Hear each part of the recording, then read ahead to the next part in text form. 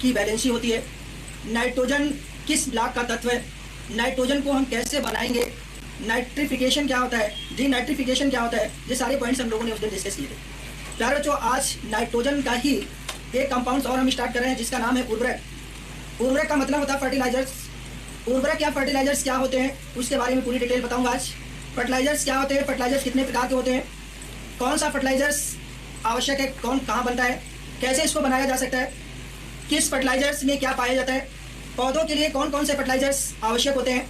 तो प्यारे बच्चों, हम लोग सभी ये जानते हैं कि जो हमारे पौधे होते हैं उन पौधों को उगने के लिए, उनकी ग्रोथ और वृद्धि और फलने और फूलने के लिए आवश्यक तत्वों की क्या होती है, आवश्यकता होती है। जो आवश्यक तत्व पौधों को भूमि से नहीं मिल पाते हैं उन आवश्यक तत्वों को हम बाहर से उसमें क्या करते हैं, डालते हैं, वही हमारी क्या कहलाते हैं, उर्वरक कहलाते हैं।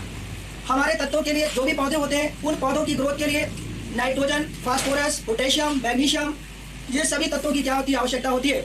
तो इन तत्वों की अगर पृथ्वी जो अर्थ होती है उसको अगर पूरा नहीं कर पाती है तो हम उसको क्या करते हैं, बाहर से मिलाते हैं, उसी को हम क्या कहते हैं, उर्वरक कहते हैं। पौधों की ग्रोथ के लिए, पौधों को फलने और फूलने के लिए आप लोग सभी लोग कृषि से संबंधित हैं और इस बारे में जानते होंगे कि मोस्टली जो उर्वरक यूज की जाती है, आपने डीएपी सुना है, डायमोनियम फास्फेट सुना है, यूरिया सुना है, पोटास, जिंक। आप जानते हैं कि कभी कभी जिंक को भी डालना पड़ता है फसल में। तो आप लोग इसके बारे में सभी जानते हैं कि कौन कब कैसे इसको डालना चाहिए, कब किसकी आवश्यकता है, उसके अकॉर्डिंग इसको क्या करते हैं, यूज करते हैं। तो चलिए अब हम लोग चलते हैं अपने टॉपिक पर और देखते हैं उर्वरक का पहला पॉइंट। प्यारे बच्चों, देखिए यहाँ पर लिखा हुआ कि पौधे अपना भोजन वायु तथा भूमि से प्राप्त करते हैं। ये बात आपको पहले बताई गई कि जो पौधे होते हैं अपना भोजन वायु तथा भूमि से क्या करते हैं, प्राप्त करते हैं। इनको फलने और फूलने के लिए कुछ आवश्यक तत्वों की आवश्यकता होती है तथा फूलने के लिए कुछ आवश्यक तत्वों की आवश्यकता होती है, जैसे sodium, potassium, phosphorus, calcium, magnesium, sulphur आदि जो तत्व होते हैं इन्हीं को हम क्या कहते हैं, उर्वरक के रूप में क्या किए जाते हैं, उपयोग किए जाते हैं। तो प्यारे बच्चों, यहाँ पर जो हमारा उर्वरक है, उर्वरक के बारे में आप जाने क्या होता है। उर्वरक पौधों की वृद्धि के लिए, उसको फलने और फूलने के लिए जो भी आवश्यक तत्व होते हैं, जो हमें एडिशनल चीजें बताते हैं। आप जनरली क्या होता है कि जो पौधे होते हैं, जो हम लोग पहले होता है, तो अभी इस समय सीजन चल रहा होगा, सबके यहाँ खेतों में पास डाली जा रही होगी, जिसको पास बोलते हैं, गोबर की खाद। तो गोबर की खाद भी हमारी क्या है, फर्टिलाइजर है। उस जो हम गोबर की कंपोस्ट को यूज करते हैं वो क्या होती है, वो हानिकारक नहीं होती है। जितना भी हम फास्फेट और उर्वरक को यूज करते हैं वो क्या होती है, हानिकारक होती है। चलिए नेक्स्ट पॉइंट पर हम लोग चलते हैं।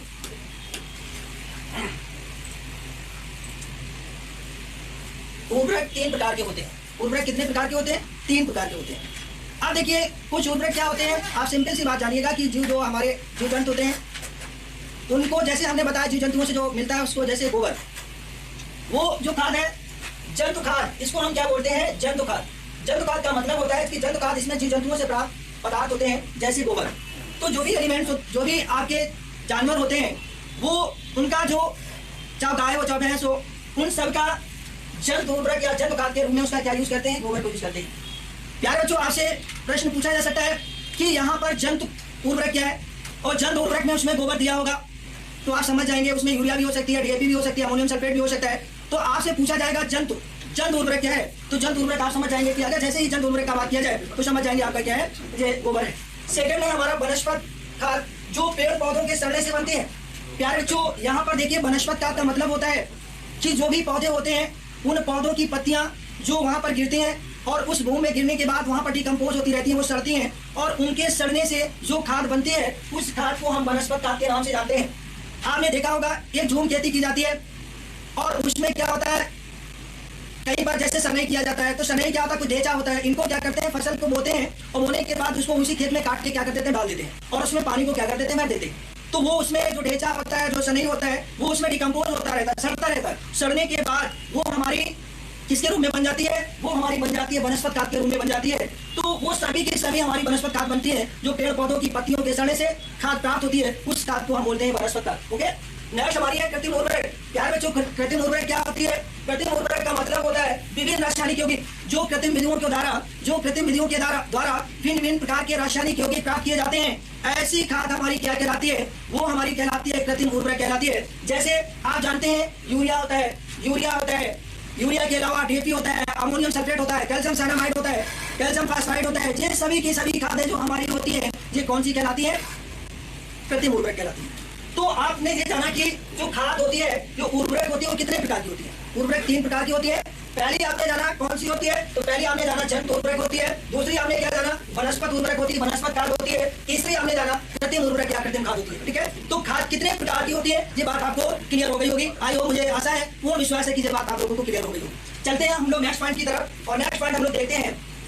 अब देखिए उर्वरक जो होता है, उर्वरक के प्रकार में नाइट्रोजन उर्वरक जो हमारी कृत्रिम उर्वरक होती है उसमें देखिए नाइट्रोजन उर्वरक, फास्फेटिक उर्वरक, ये जो होते हैं उर्वरक के प्रकार हैं। उर्वरक में नाइट्रोजन उर्वरक देगा, फास्फेटिक उर्वरक देगा और हमारी पोटाश उर्वरक, ये कृत्रिम उर्वरक है। कृत्रिम उर्वरक को भी कई भागों में विभाजित किया गया, और कृत्रिम उर्वरक जो हमारी विभाजित हुई वो कितने भागों में, एक नाइट्रोजन उर्वरक बन गई, दूसरी हमारी फास्फेटिक उर्वरक बन गई, और तीसरी हमारी क्या बन गई, पोटाश उर्वरक। क्या बन गई, पोटाश उर्वरक बन गई। तो प्यारे बच्चों, यहाँ पर हम लोगों को जानना और सीखना क्या जरूरी है, जैसे हमने कहा कि कृत्रिम उर्वरक को 3 भागों में क्लासिफाइड किया गया, तो वो जो कृत्रिम उर्वरक है उसमें आपसे देखिएगा जो नाइट्रोजन युक्त उर्वरक होगी उसमें 4 नाइट्रोजन पाया जाएगा, जो हमारी फास्फोरस युक्त उर्वरक होगी, फास्फेटिक जो उर्वरक होगी उसमें फास्फोरस पाया जाएगा, और जो हमारी पोटाश उर्वरक होगी उसमें हमारे क्या पाया जाएगा, पोटाश पाया जाएगा। मेन तत्व हमारा उसमें क्या होगा, नाइट्रोजन में नाइट्रोजन होगा, फास्फोरस में जो हमारी फास्फेटिक उर्वरक होगी उसमें फास्फेट होगा, फास्फोरस होगा, और जो हमारी पोटाश उर्वरक होगी उसमें हमारा क्या होगा, पोटाश होगा। ये बात आप लोगों को क्लियर हो गई। शॉर्टकट में क्या होता है कि कभी कभी ये ऐसे लिख दिया जाता है एनपीके। तो एनपीके क्या है, एनपीके क्या है, एनपीके आपका एक उर्वरक है, एनपीके आपका क्या है, एनपीके आपका उर्वरक है, एनपीके क्या है, उर्वरक है। और इस उर्वरक को इस उर्वरक को यहाँ पर आप जान पा रहे होंगे, ये उर्वरक जो हमारी होगी क्या होगी, एन का मतलब हो जाएगा नाइट्रोजन, यहाँ पर पी का मतलब हो जाएगा फास्फोरस, और पी का मतलब क्या हो जाएगा, पोटाश। शॉर्टकट में संक्षिप्त रूप में एनपीके लिख दिया जाता है, और एनपीके का मतलब क्या होता है, नाइट्रोजन, फास्फोरस और पोटाश। ओके, ये बात आप लोगों को क्लियर होगी। आप देखिए नाइट्रोजन युक्त जो हमारी उर्वरक होती है, अब हम नाइट्रोजन युक्त उर्वरक को हम डिस्कस करने जा रहे हैं। तो सबसे पहले हम नाइट्रोजन युक्त उर्वरक में हम पहले आपको बता रहे हैं अमोनियम सल्फेट। अगर आपसे पूछा जाए कि अमोनियम सल्फेट किस प्रकार के उर्वरक है, तो आप बताएंगे नाइट्रोजन युक्त उर्वरक है। अगर आपसे पूछा जाए कि अमोनियम सल्फेट किस प्रकार की उर्वरक है, तो आप क्या बताएंगे, हमारी नाइट्रोजन युक्त उर्वरक है। और जो हमारी नाइट्रोजन युक्त उर्वरक होती है, जो नाइट्रोजन युक्त फर्टिलाइजर्स होता है, उसमें मुख्यतः हमने बताया कि नाइट्रोजन ही हमारा तत्व होता है। तो अगर जो अमोनियम सल्फेट आपसे कह दिया जाएगा कि अमोनियम सल्फेट किस प्रकार की उर्वरक है, तो आप प्यारे बच्चों बताएंगे कि जो अमोनियम सल्फेट होता है वो नाइट्रोजन युक्त उर्वरक होती है। अमोनियम सल्फेट का क्या फार्मूला होता है, तो NH4 का और SO4 होता है, वो हमारा क्या होता है, अमोनियम सल्फेट होता है। ये बात शायद आप लोगों को क्लियर हो रही होगी। आप देखिए कैसे बनता है, तो होता क्या है कि ये जो हमारा यहाँ पर देखिए ये क्या है, यहाँ पर जो हमारा NH4 होता है, ये यहाँ पर इसमें यहाँ पर NH3 है। ये अमोनिया जो होती है, इस अमोनिया पर ये जो अमोनिया होती है, इस अमोनिया गैस होती है, उस पर क्या होता है कि अगर अमोनिया गैस जो होती है उस अमोनिया गैस में अगर हम 60% सल्फ्यूरिक अम्ल की अक्रिया करा देते हैं, तो हमारा क्या बन जाता है, अमोनियम सल्फेट बन जाता है। अगर अमोनिया गैस में 60% सल्फ्यूरिक अम्ल की अक्रिया होती है, तो हमारा क्या बनता है, अमोनियम सल्फेट बनता है। ओके बच्चों, तो ये पॉइंट्स आपको क्लियर हो गए होंगे। चलते हैं नेक्स्ट पॉइंट की तरफ। नेक्स्ट पर प्यारे बच्चों, यहाँ पर हमारा नेक्स्ट है। अब देखिए यहाँ पर ये कैल्शियम साइनामाइड है। अगर आपसे पूछा जाए कि कैल्शियम साइनामाइड किस प्रकार का उर्वरक है, तो कैल्शियम साइनामाइड जो है नाइट्रोजन युक्त उर्वरक है। लेकिन इसमें क्या होता है, पौधे को दो तत्वों की फायदा होती है। यहाँ पर आपको कैल्शियम भी उसको मिल जाता है, नाइट्रोजन भी मिल जाता है। तो ये जो हमारा यहाँ पर ये इसको हम बोलते हैं कैल्शियम साइनामाइड। ये हमारा क्या है, कैल्शियम साइनामाइड। अगर आपसे पूछा जाए कि कैल्शियम साइनामाइड का फार्मूला क्या होता है, तो आप बताएंगे कि कैल्शियम साइनामाइड का जो फार्मूला होता है वो CaN2 होता है। ये कैल्शियम साइनामाइड का क्या है, फार्मूला है। कैल्शियम साइनामाइड यह भूमि के जीवाणुओं द्वारा अवगठित होकर, यह क्या होती है, जो हमारा कैल्शियम साइनामाइड होती है, यह भूमि के जीवाणुओं द्वारा अवगठित होकर अमोनिया गैस को क्या करता है, उत्पन्न करता है। अगर आपसे पूछा जाए कि जो कैल्शियम साइनामाइड होती है, इसे भूमि के जीवाणुओं के द्वारा अवगठित होकर किस प्रकार की गैस उत्पन्न करती है, कौन सी गैस उत्पन्न करती है, कौन सी गैस वहां से निकलती है, तो जब कैल्शियम साइनामाइड भूमि के जीवाणुओं के द्वारा अवगठित होती है, तो वहां से अमोनिया गैस क्या होती है, निकलती है। ये प्यारे बच्चों हमारी क्या है, अमोनिया गैस है। ये हमारी क्या है, अमोनिया गैस है। तो ये हमारी क्या है, अमोनिया गैस है। ये यहाँ पर हमारा क्या है, इसको हम जानते हैं, आप लोग सभी लोग जानते हैं, इसको क्या कहते हैं, कैल्शियम साइनामाइड कहते हैं। इसको क्या कहते हैं, कैल्शियम साइनामाइड कहते हैं। ये क्या, और ये जो हमारा CaCO3 है, इसको सभी लोग जानते होंगे। CaCO3 को क्या कहते हैं, CaCO3 क्या है, कैल्शियम कार्बोनेट। कैल्शियम कार्बोनेट अच्छा, कैल्शियम कार्बोनेट को मैंने उस दिन और नाम बताया था, इसी को क्या कहते हैं? चौक भी कहते हैं। कहते हैं चौक कहते हैं, संगमरमर कहते हैं, मार्बल कहते हैं, ये कैल्शियम कार्बोनेट को। ठीक है, तो ये जो हमारा कैल्शियम साइनामाइड है, जब जल के रूम के जीवाणुओं के द्वारा अपघटित हुआ, तो अपघटित होने के पश्चात वहां से क्या हुआ? कैल्शियम कार्बोनेट बनता है और साथ में क्या होती है? अमोनिया गैस निकलती है। ठीक है, सेकेंड, अब देखिए नेक्स्ट पैर बच्चों, यहाँ पर नेक्स्ट हमारा क्या है? Basic calcium nitrate. Basic calcium nitrate जो है, ये भी हमारा एक क्या है? नाइट्रोजन युक्त ही उर्वरक है। ये हमारा क्या है? एक नाइट्रोजन युक्त ही उर्वरक है। ठीक है, तो आपसे इसमें क्या पूछा जा सकता है? आपसे ये पूछा जा सकता है कि बेसिक कैल्शियम नाइट्रेट का सूत्र होता है। बेसिक कैल्शियम नाइट्रेट का सूत्र होता है। अगर बेसिक कैल्शियम नाइट्रेट का आपसे फार्मूला पूछा जाए तो आप क्या बताएंगे? CaNO3 का होल ट्वाइस CaO। ये हमारा क्या है? CO क्या है? चूना है, इसीलिए बेसिक बोला जाता है। ठीक है, तो ये बात आप लोगों को क्लियर हो गई होगी। आप चलते हैं नेक्स्ट हम लोग। नेक्स्ट पैर बच्चों देखिएगा, नेक्स्ट हमारा है कि यहाँ पर लिखा है कि इसको, ये जो हमारा बेसिक कैल्शियम नाइट्रेट जो था, इसको क्या है? इसको नार्वे में बहुत अधिक मात्रा में क्या किया जाता? बनाया जाता है। ये जो हमारा बेसिक कैल्शियम नाइट्रेट था, इसको नार्वे में बहुत अधिक मात्रा में क्या किया जाता? बनाया जाता है। और इसको बाजार में, मार्केट में किस नाम से जाना जाता है? तो वहाँ इसको मार्केट में नॉर्वेजियन साल्टपीटर, जो हमारा बेसिक कैल्शियम नाइट्रेट होता है, इसको नॉर्वे में मार्केट में किस नाम से जाना जाता है? या आपसे ये पूछा जाएगा कि बेसिक कैल्शियम नाइट्रेट को और किस नाम से जाना जाता है? तो यहाँ पर नॉर्वेजियन साल्टपीटर या लाइन के नाइट्रेट के नाम से जो मार्केट में क्या किया जाता है? बेचा जाता है। ये जो हमारा उर्वरक होता है, इसको हमने बताया कि जो नॉर्वे देश होता है, नॉर्वे में क्या है कि ये मार्केट में किस नाम से बेचा जाता है? तो मार्केट में ये किस नाम से बेचा जाता है? नॉर्वेजियम। क्या बोला जाएगा? नॉर्वेजियम या लाइन के नाइट्रेट। नॉर्वेजियम या लाइन के नाइट्रेट के नाम से मार्केट में क्या किया जाता है? बेचा जाता है। और ये हमारा बेसिक जो हमने बताया आपको, बेसिक कैल्शियम नाइट्रेट को ये मार्केट में नॉर्वे में किस नाम से बेचा जाता है? बताओ, नॉर्वे में किस नाम से बेचा जाता है? नॉर्वेजियम साल्टपीटर। नॉर्वेजियम साल्टपीटर। ठीक है, इसके बाद प्यारे बच्चों देखिएगा, नेक्स्ट हमारा है नाइट्रोजन का नेक्स्ट फर्टिलाइजर है यूरिया। प्यारे बच्चों देखिए, हमारा यूरिया है। ये क्या है? यूरिया है। और यूरिया जो होता है, इसमें देखिए ये हमारा यूरिया जो लिखा हुआ है, यहाँ पर आप देख पा रहे होंगे कि ये NH2CO होता है और ये हमारा यूरिया है। यूरिया कैसा उर्वरक है? नाइट्रोजन युक्त उर्वरक है। नाइट्रोजन का प्रमुख उर्वरक हमारा यूरिया ही है। और इसको क्या होता है? यूरिया को अगर कभी क्या हो, आपसे ऐसे भी लिखा जा सकता है, तो आप इसको कंफ्यूज नहीं होगा। यूरिया ऐसे भी लिखा हो सकता है। हमने आप लोगों को इसका नाम भी बताया है, यूरिया का एक नाम भी पूछ लिया जाता है। बताओ क्या होगा?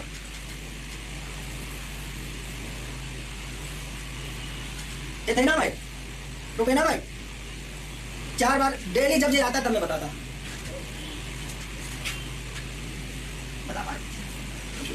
बता पा रहे बेटा? बताइए जरा।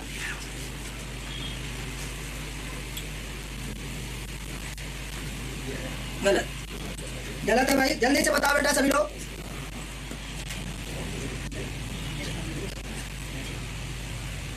बताओ बेटा जल्दी से, कमेंट्स करो बेटा जल्दी से। अमीनो मेथेनामाइड, कुछ बच्चे सही बता रहे हैं और इधर के बच्चे नहीं सही बता पा, आप लोग नहीं बता पा रहे हैं। बताओ बेटा सभी लोग बताओ। गुड, अब इधर बघेल ने भी बताया है। माँ गलत बता रहे हो आप। राजीव कुमार क्या बता रहे हो? मेथ 1,2 डाइमाइट। ठीक है, काफी बच्चे सही बता रहे हैं, काफी बच्चों ने सही बताया है। और जो डेली सुनते हैं वही नहीं बता पाते हैं। देखिए यहाँ पर क्या बच्चों, हम आपको बताया था कि ये हमारा कौन सा ग्रुप है? एमाइड ग्रुप है। ये हमारा क्या है? एमाइड ग्रुप है। और इतना हमारा NH2 है, तो इसका नाम जो होगा वो क्या हो जाएगा? अमीनो मेथेनामाइड होगा। इसका नाम क्या हो जाएगा? अमीनो मेथेनामाइड होगा। ठीक है, अब देखिए, तो हमने ये बताया कि यूरिया जो होता है, यूरिया को इस तरीके से लिखा जाता है। इसका IUPAC नाम क्या होता है? अमीनो मेथेनामाइड ही होता है। यूरिया जो होता है, यूरिया में जो नाइट्रोजन होता है वो कितना होता है? 47% होता है। अगर आपसे ये पूछा जाए कि जो यूरिया उर्वरक होती है उसमें नाइट्रोजन कितने प्रतिशत होता है, तो कितने प्रतिशत होता है? 47%। कितना होता है? अच्छा, किसी किसी में 46 भी लिखा होता है ना? तो किसी किसी में 46, लेकिन इसमें 47% होता है। और उसके राउंड अप आप देख लीजिएगा, अगर ज्यादा हो तो इसको निकाल भी सकते हैं। पहले यूरिया का पूरा क्या निकालेंगे? परमाणु भाग नाइट्रोजन को रख के और 100 का मल्टीप्लाई करके भाग दे दीजिएगा, आ जाएगा। ठीक है, चलो आगे चलते हैं। क्या जो हम लोगों का नेक्स्ट है यहाँ पर फास्फेटिव उर्वरक। फास्फेटिव उर्वरक का मेन इसमें क्या है कि फास्फेटिव उर्वरक क्या होता है? तो मैंने आप लोगों को बताया कि फास्फेटिव उर्वरक का मतलब होता है, इसमें हमारा जो फास्फोरस होता है वो एक महत्वपूर्ण, एक इंपॉर्टेंट, फास्फोरस जो होता है पौधों के लिए बहुत ही महत्वपूर्ण होता है।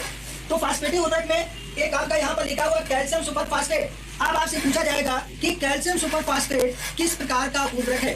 कैल्शियम सुपर फास्फेट किस प्रकार का उर्वरक है? नाइट्रोजनीय उर्वरक है, पोटाश उर्वरक है, फास्फेटी उर्वरक है, इनमें से कोई नहीं है। तो आपको मालूम होगा कि जो हमारा कैल्शियम सुपर फास्फेट होता है वो हमारा कैसा उर्वरक होता है, फास्फेटी उर्वरक होता है।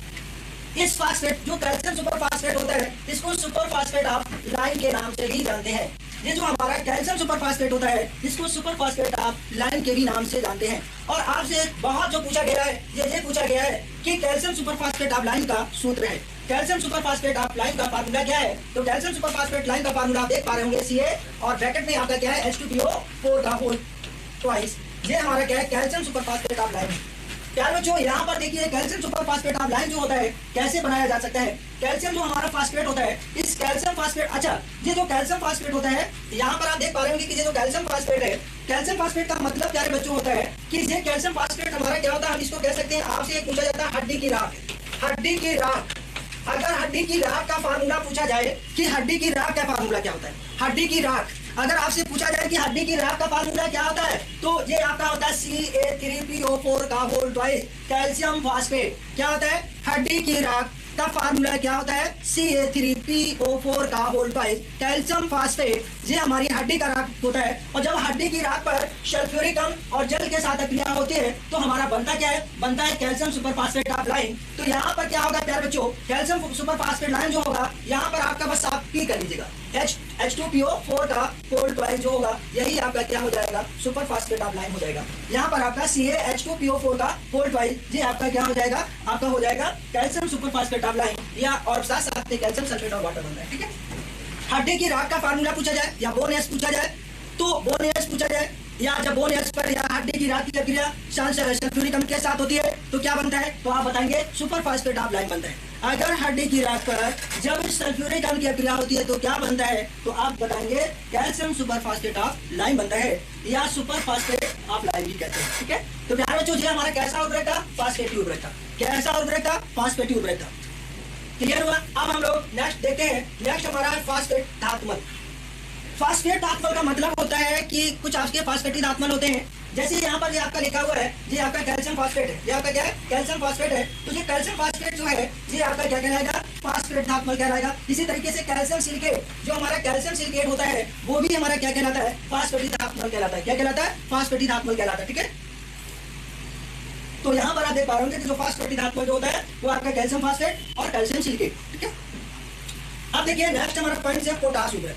क्या बच्चों, पोटास उर्वरक क्या होता है, जिसमें हमारा पोटास होगा।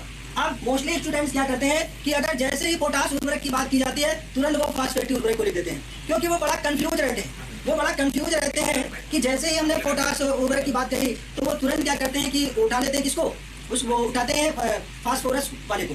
मुझे नहीं जानते हैं कि जो हमारा पोटेशियम होता है उसको पोटास भी कहते होंगे, तो सीधे फास्फोरस जो हमारा फास्फोरस वाला होता है उसको उठा लेते हैं। तो जो हमारा फास्फेटी जो पोटास उर्वरक होती है, पौधों की वृद्धि के लिए पोटेशियम भी आवश्यक तत्व है। ये जो हमारा यहाँ पर जो पौधों की वृद्धि के लिए पोटेशियम भी हमारा आवश्यक तत्व है। यह पोटेशियम और जो हमारे पोटास उर्वरक है वो क्या क्या है, पहला यहाँ पर प्यारे बच्चों ये पोटेशियम क्लोराइड है, ये हमारा क्या पोटेशियम क्लोराइड है, फिर हमारा यहाँ पर पोटेशियम नाइट्रेट है, फिर हमारा पोटेशियम सल्फेट है। आज जितने भी उर्वरक हैं ये सभी के सभी उर्वरक हमारे क्या कहलाते हैं, पोटास उर्वरक कहलाते हैं। ये सभी के सभी हमारे क्या कहलाते हैं, पोटास उर्वरक कहलाते हैं। ये सभी के सभी हमारे कौन से उर्वरक कहलाते हैं, पोटास उर्वरक कहलाते हैं। ठीक है प्यारे बच्चों, तो ये बात आप लोगों को समझ में आ रही है, क्लियर है। और यहाँ तक हम लोग अपने तो पोटास उर्वरक, फास्फेटी उर्वरक, इनके बारे में हम लोग क्या कर सकते हैं। तो इस तरीके से अब हम लोग आगे चलते हैं। प्यारे बच्चों, हम लोगों ने उर्वरक के जो भी मोस्ट इंपॉर्टेंट पॉइंट्स थे उन सभी पॉइंट्स को हमने डिस्कस कर लिया है। इससे ज्यादा इससे बाहर आपका एक भी प्रश्न नहीं आएगा। अगर इससे बाहर इससे ज्यादा कोई भी प्रश्न आए तो आप हमसे जरूर कहिएगा, बताइएगा। एक भी प्रश्न इससे ज्यादा और बाहर नहीं आएगा। जो भी फैक्ट बनते हैं इसके मैंने सारे फैक्ट आपको डिस्कस किए हैं, आप इनको अच्छी तरीके से क्या करिएगा, तैयार करिएगा। इन्हीं में से आपके क्या होंगे, क्वेश्चन मिल जाएंगे। ठीक है, अब नेक्स्ट पॉइंट बात हम लोग करते हैं। सेकंड बात है कि फास्फोरस जो है, जो उर्वरक था, जो बच्चे बोर्ड का एग्जाम दे रहे होंगे, जिनका बोर्ड की चिंता तो आप लोगों को है नहीं, क्योंकि बोर्ड में तो सभी बच्चे अब क्या कर दिए जाएंगे, प्रमोट कर दिए जाएगा अकॉर्डिंग टू स्कूल के अकॉर्डिंग जो भी आपका समाज और उसमें परफॉर्मेंस रहा है उसके अकॉर्डिंग मार्क्स आपको भेज दिए जाएंगे, उसी के अनुसार आपको क्या किया जाएगा, प्रमोट किया जाएगा। तो अब आपको पूरा का पूरा फोकस किसमें करना है, अपने एग्जाम में करना है। जो एग्जाम जो आपका होना है यूपी कैडेट वाला, इस पर आपको पूरा फोकस करना है, क्योंकि अब आपको उतना तो टेंशन है नहीं कि हमें बोर्ड का भी पढ़ना है।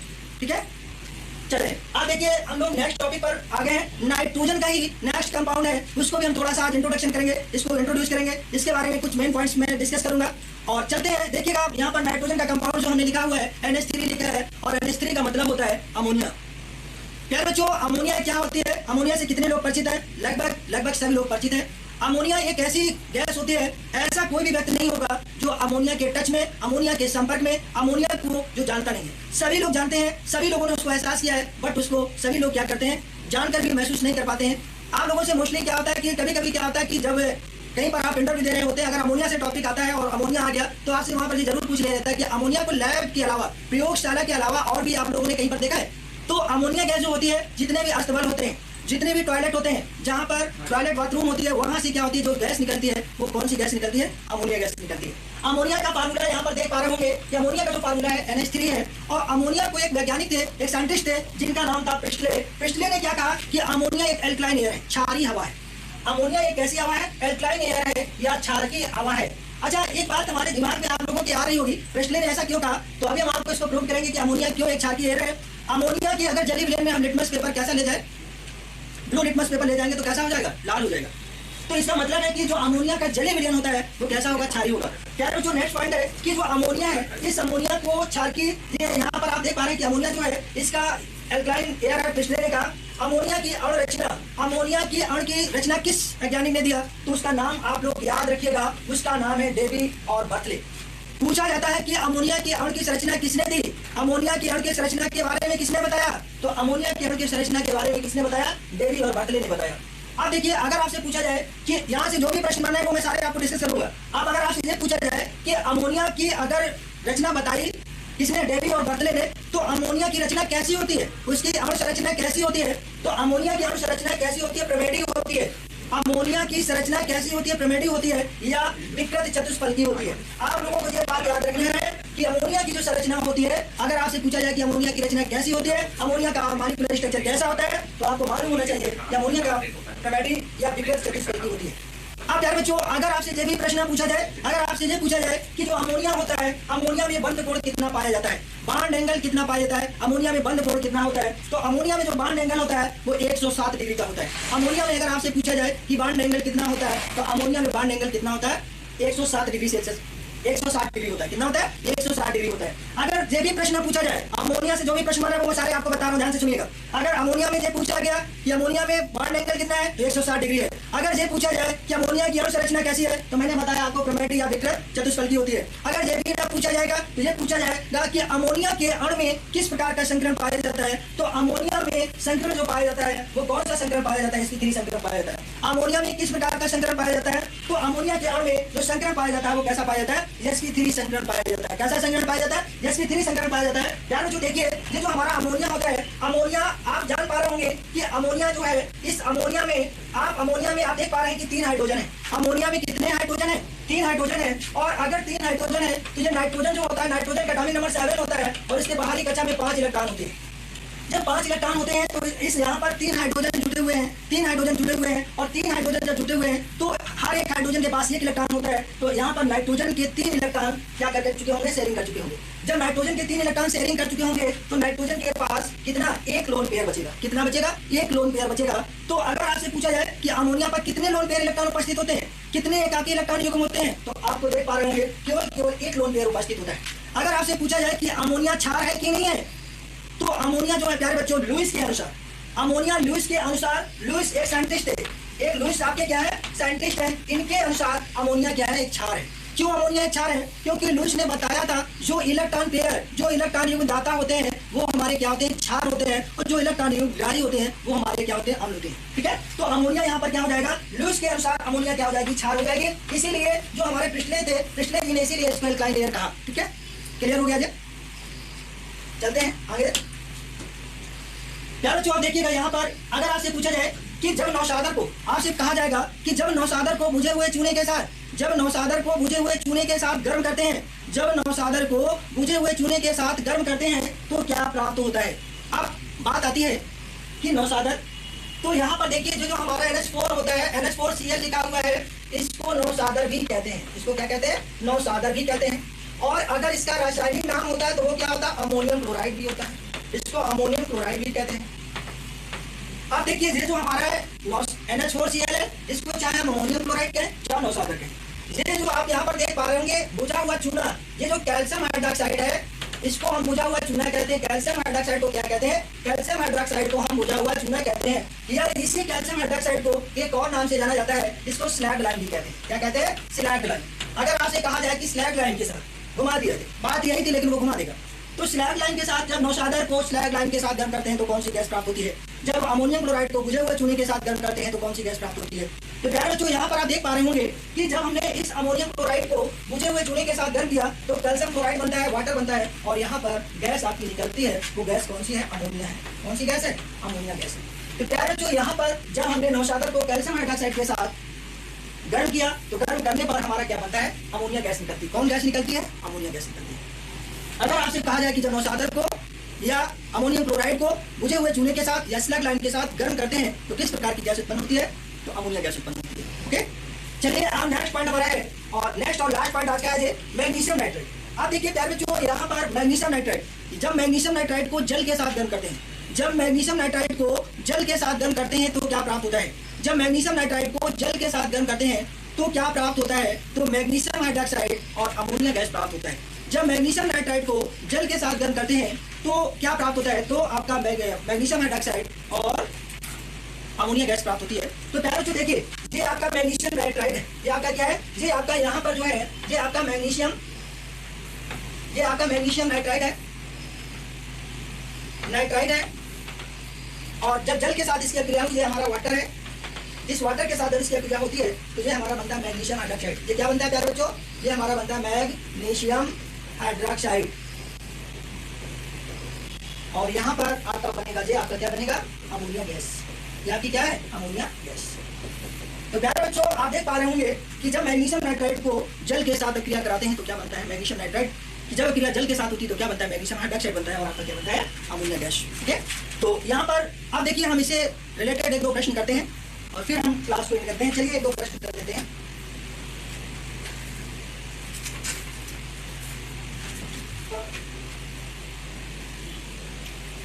अब देखिए आप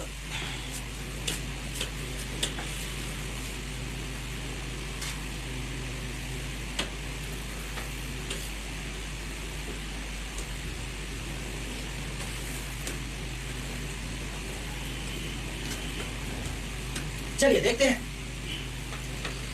अब देखिए यहाँ पर आपका प्रश्न है और प्रश्न में ये कहता है आपसे, यहाँ लिखा है यूरिया, यूरिया में N2 का प्रतिशत मात्रा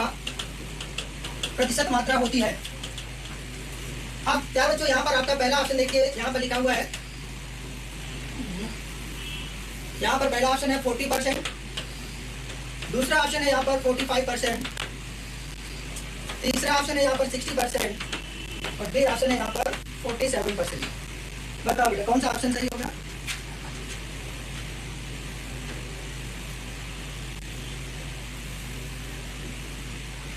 जल्दी से कमेंट करो बेटा।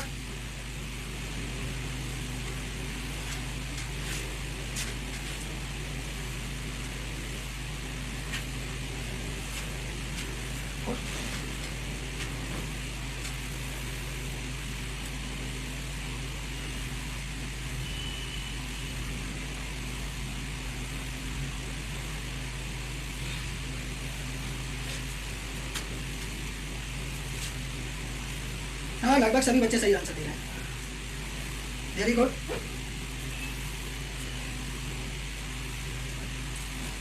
ठीक है प्रणव चौधरी आपका आंसर भी सही है। हर्ष शर्मा,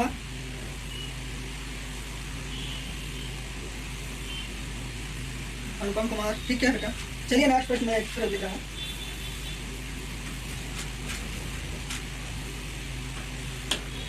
नेक्स्ट प्रश्न हमारा है यहाँ पर सेकंड, और सेकंड प्रश्न ये है यहाँ पर, हड्डी की राख को जब H2SO4 तथा जल के साथ अक्रिया होती है तो यहाँ पर तो प्राप्त होता है। अब क्या प्राप्त होता है यहाँ पर देखिएगा, पहला ऑप्शन आपके पास है, पहला ऑप्शन है calcium super phosphate, calcium super phosphate of lime. दूसरा ऑप्शन है यहाँ पर कैल्शियम फास्फेट। तीसरा ऑप्शन यहाँ पर आपका होगा कैल्शियम साइनामाइड। और चौथा ऑप्शन है नॉन ऑफ दीज। चलो बताओ।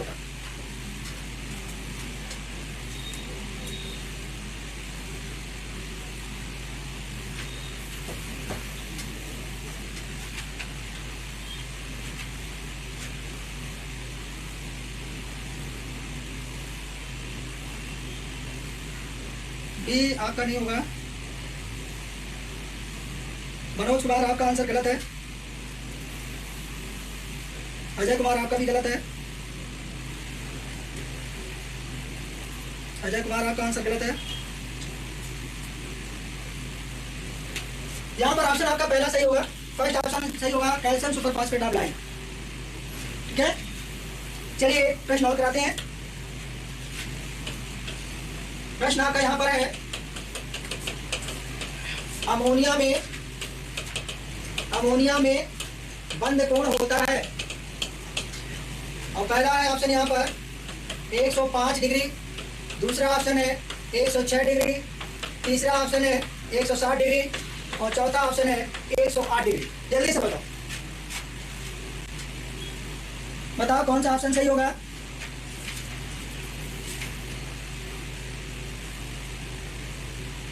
प्रणव चौधरी का आंसर सही है।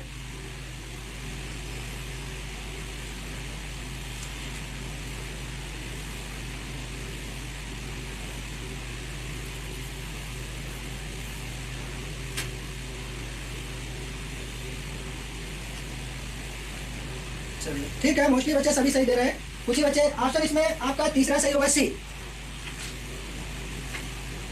सही होगा। ठीक है, 160 डिग्री। चलिए आप मुझे बताइए, क्लास में पढ़ने में कैसा मजा आ रहा है कि नहीं, समझ में आ रहा है, मजा आ रहा है कि नहीं आ रहा है? Yes no? सभी के प्यारे बच्चों कमेंट में देखता हूँ। अब चक्कर से होता है बहुत स्पीड में यहाँ कमेंट चलते हैं तो किसी किसी का नहीं देख पाता।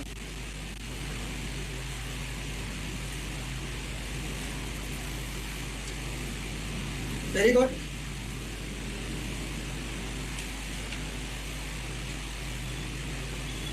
चलिए वेरी गुड।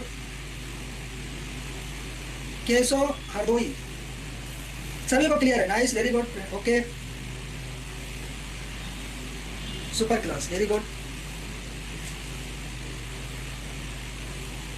केशव शर्मा बेटा आप बताइए, आपको क्या नहीं समझ में आया? नो आपने लिखा हुआ है, केशव शर्मा।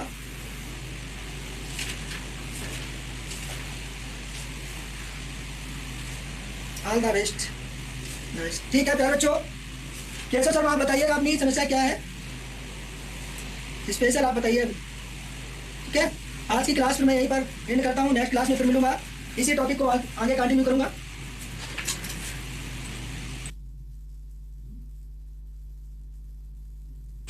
प्यारे बच्चों, आज जो फिजिक्स का टेस्ट होना था वो कल होगा, किसी कारण से आज नहीं हो पा रहा है। ठीक है, अब एंजॉय करिए, क्लास में जो पढ़ाया गया उसको रिवाइज करिए। और मैं पूरा आपको विश्वास दिलाता हूँ कि जितने भी प्रश्न हैं जो आपको पढ़ाया जा रहा है, इसी में से आपको प्रश्न को देखने को मिलेंगे। आपको कहीं भी भटकना नहीं पड़ेगा, बट ईमानदारी से पढ़ोगे तब। ठीक है, ओके, थैंक यू, फिर मिलते हैं।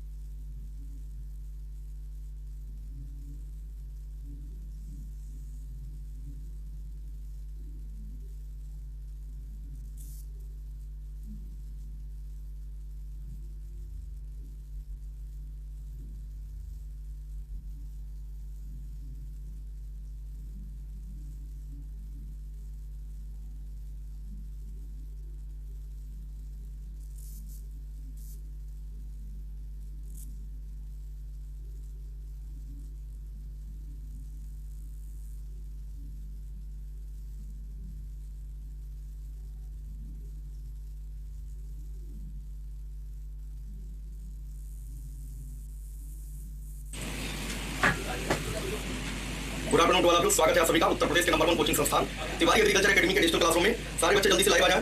आज हम लोग वही टॉपिक देखेंगे जो कल देख रहे थे, आर्द्रता मिति। तो सारे लोग आ जाएं फटाफट। जय हिंद to all of you. Good afternoon, Radhe Radhe, सभी को राधे राधे। आज वही टॉपिक कंटिन्यू करेंगे क्योंकि आधा हमने आप लोगों को पढ़ा दिया था और बेसिक जानकारी जो है आप लोगों को मिल गई थी। सारे बच्चे लाइव जुड़े। Good afternoon to all of you. Hrithik Singh, Harish Kumar, Alok Kumar, Saurabh Singh, Manoj Kumar, good afternoon to all of you. सभी को गुड आफ्टरनून। जल्दी से भाई सभी लोग लाइव जुड़ जाएं, फिर शुरू करते हैं आज के शानदार सेशन को। सभी बच्चे आ जाएं फटाफट। दीपक, आयुष कुमार मौर्य, अमित बघेल, जल्दी जल्दी लाइव जुड़े सभी लोग। संतोष मौर्य, वीरेंद्र पाटिल, मोन्टू गौतम, रुचि पटेल। हाँ, पहली बार टी शर्ट देखा होगा उन लोगों ने। अमन गौतम पहने पहली बार पहना, पहली बार देख रहे हैं आप लोग। वीरेंद्र पाटिल, संतोष मौर्य, आदित्य विश्वकर्मा, सत्यम। ठीक है, जल्दी से सारे लोग जुड़ो, फिर शुरू करते हैं। अभी तो बहुत कम लोग हैं, जल्दी से आ जाए सभी लोग। सभी को नमस्ते, सभी को नमस्ते। वीरेंद्र पाटिल, जल्दी जल्दी आए सभी लोग। अंकित कुमार, आदित्य विश्वकर्मा, नमस्ते बेटा, नमस्ते। Rishabh Singh, good afternoon.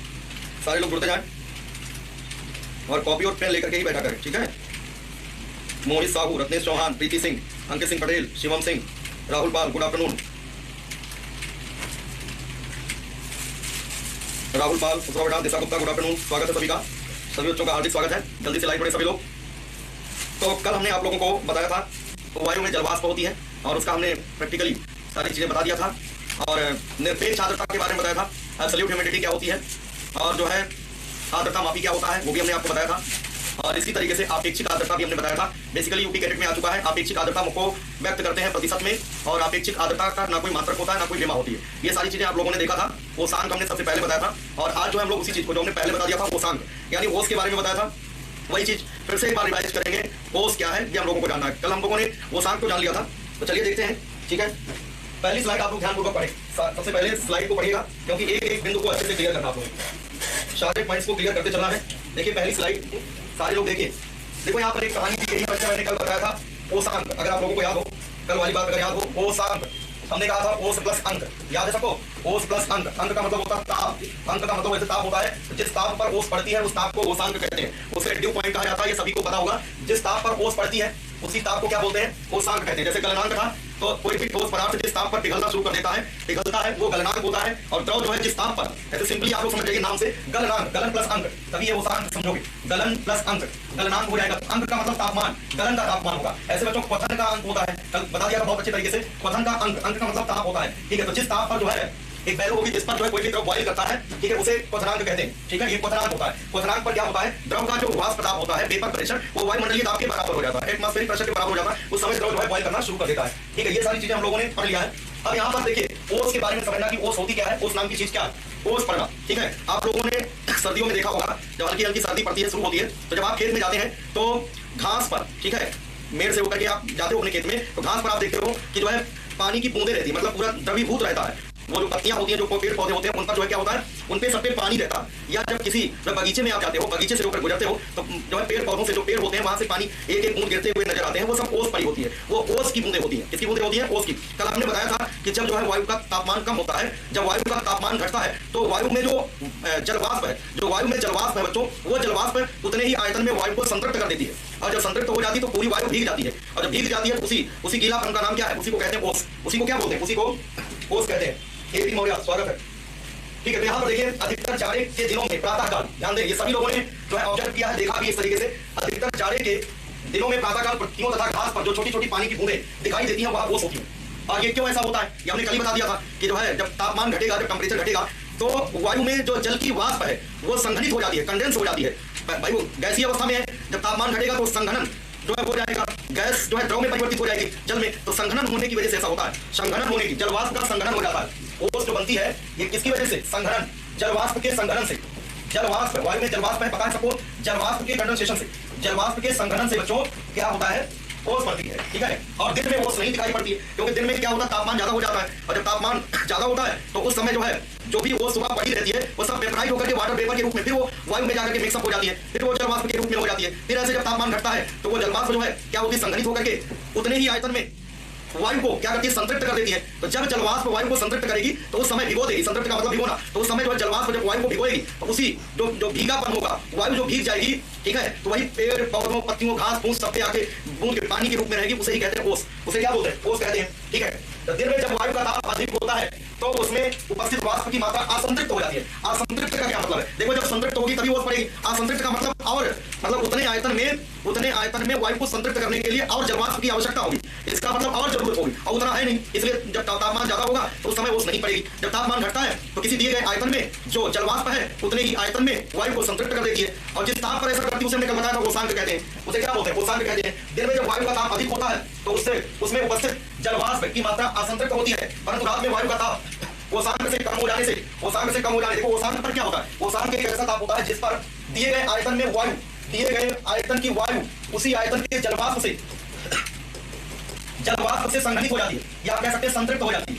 ये संतृप्त हो जाती है, सैचुरेट, संतृप्त होना। जलवाष्प जो है वायु को संतृप्त करेगी जिस ताप पर, उसे हमने कहा था ओसांक कहते हैं। और जब ओसांक से जरा सा भी तापमान घटा, अगर ओसांक से जरा सा भी तापमान घटा तो पानी की बूंदें दिखने लगेंगी, उन्हीं पानी की बूंदों को ओस कहते हैं। ओसांक से कम हो जाने के कारण वायु उसी जलवाष्प की मात्रा से संतृप्त हो जाती है। देखो लिखा है, उसी जलवाष्प की मात्रा से संतृप्त हो जाती है, भीग जाती है, तथा उस जलवाष्प का कुछ भाग पानी बनकर बूंदों के रूप में पत्तियों तथा घास पर जमा हो जाता है। इन्हीं बूंदों को ओस कहते हैं। ये जितनी बात लिखा है सबको पता है, ये जितनी बात लिखा है सभी को पता है, वो सभी लोगों ने देखा है। एक बार जो है देख लेते हैं, इसका चित्र भी देख लें, एक बार सभी लोग चित्र भी देख लें जिनको नहीं पता हो।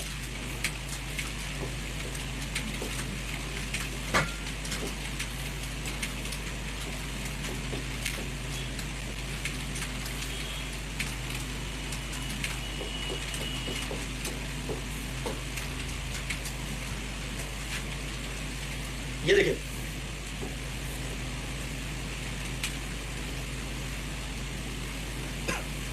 ये देखिएगा इस तरीके से ओस पड़ती है तो पत्तियों पर इस तरीके से पानी की बूंदें दिखती हैं। और यही जब जो है आम के पेड़ की पत्तियों पर ये जो पानी होता है, जब बगीचे से हम लोग गुजरते हैं तो हमारी खोपड़ी पर गिरता है। कभी कभी हम आम देख रहे होते हैं कि आम है कि नहीं, उसमें फल लगा है कि नहीं, तो कभी कभी हमारे आंख में गिर जाती है बूंद, ठीक है, आंख बंद हो जाती है, पलकें बंद हो जाती है। ठीक है, ये ओस की बूंदें हैं। ठीक है, ये आप लोगों ने जो है देखा होगा, कोई ऐसा नहीं है जिसको पता ना हो, ये सब चीज आप लोगों को पता है, क्योंकि आप लोग जो है ग्रामीण क्षेत्र से बिलोंग करते हैं, इसलिए सभी बच्चों को ये चीज पता है, ओस।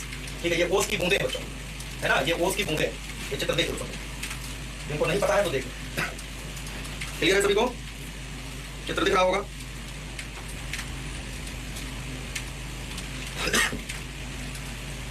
अभी कुछ लोग नमस्ते ही कर रहे हैं जो है, इसका मतलब अभी जुड़ रहे हो।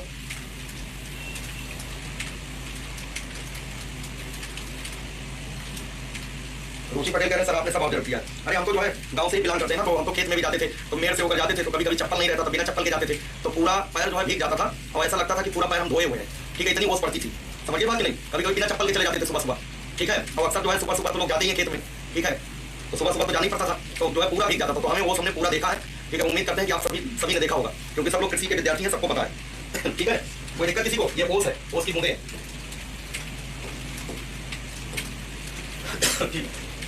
हाँ, तो इसको नोट करना चाहो तो नोट कर सकते हो, नोट करना चाहे तो नोट्स बना ले भाई, 2 मिनट पर रुका हूँ, क्योंकि तुरंत काम करो, पीडीएफ के चक्कर में ना हो। इसको नोट करो फटाफट, नोट कर लो।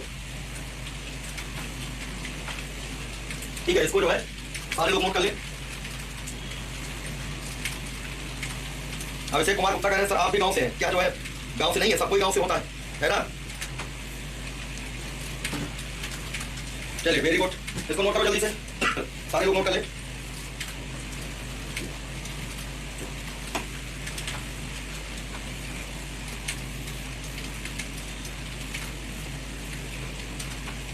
ठीक है, वो क्लियर है सभी को?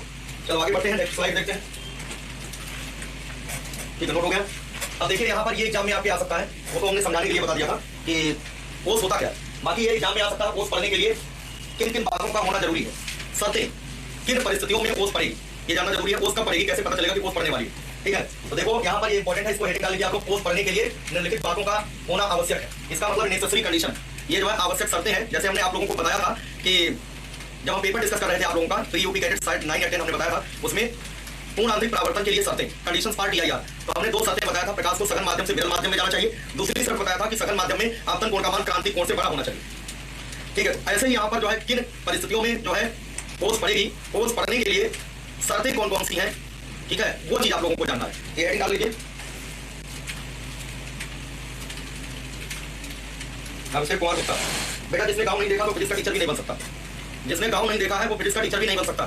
फिजिक्स पढ़ाने के लिए गांव देखना जरूरी होगा, और गांव में कम से कम 15 साल रहने का अनुभव होना चाहिए, भौतिक चीजें पता होनी चाहिए। समझिए बात कि नहीं?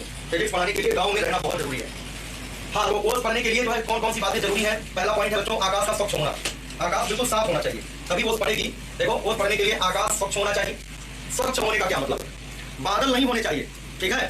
आकाश बिल्कुल स्वच्छ होना चाहिए, साफ होना चाहिए, कहीं से बादल नहीं होना चाहिए। बादल होने का मतलब गांव में कहते हैं कि भाई जो है बादल हो गया है, बदरी हो गया है, अलग अलग क्षेत्रीय भाषा में। तो बदरी होने का मतलब जो है बादल आ जाना। समझे बात कि नहीं? कभी कभी ऐसा भी लगता है बादल आ गया है तो पानी बरसने वाला है। समझे बात कि नहीं? तो आप लोग बादल को देख करके भी समझ सकते हो कि जो क्या होने वाला है। तो बादल अगर बच्चों आकाश जो है साफ है, ठीक है, आकाश साफ होने का मतलब है बच्चों कि बादल नहीं होना चाहिए। अगर बादल हुआ, बादल थोड़ा सा पृथ्वी के समीप आ जाते हैं। जब बादल होता है तो बादल थोड़े से समीप रहते हैं। तो बच्चों क्या होता है कि जो यहाँ पर देखो होता क्या, ओस कैसे पड़ती है? जलवाष्प जब संघनित हो जाती है तभी ओस का रूप धारण कर लेती है। जब जलवाष्प जो पृथ्वी के धरातल के संपर्क में, पृथ्वी के धरातल के संपर्क में जो जलवाष्प होती है, जब वो ठंडी हो जाती है, जब वो ठंडी हो जाती है तो वो ठंडी होने का मतलब है कि उष्मा अपने से निकाल देती है, उष्मा उत्सर्जित कर देती है।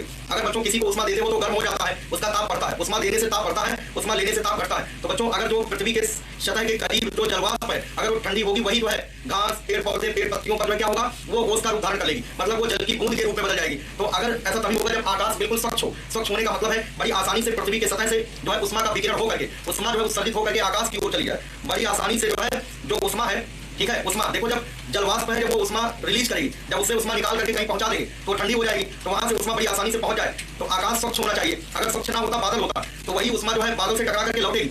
अगर मान लो आकाश स्वच्छ ना हुआ तो ओस नहीं पड़ेगी। क्यों नहीं पड़ेगी? क्योंकि जो उष्मा पृथ्वी की सतह से उत्सर्जित होकर के ऊपर जाएगी, जो उष्मा पृथ्वी के धरातल से उत्सर्जित होकर के ऊपर जाएगी, बादल से टकराएगी, टकराने के बाद वापस लौटेगी, उष्मा पुनः धरातल पर आएगी। और जब उष्मा पुनः धरातल पर आएगी तो यहाँ पर गर्मी रहेगी, और गर्मी रहेगी बच्चों तो ताप बढ़ा रहेगा। ताप बढ़ा रहेगा तो कभी जलवाष्प संघनित होकर के द्रवीभूत नहीं हो पाएगी, कभी द्रवीभूत नहीं हो पाएगी।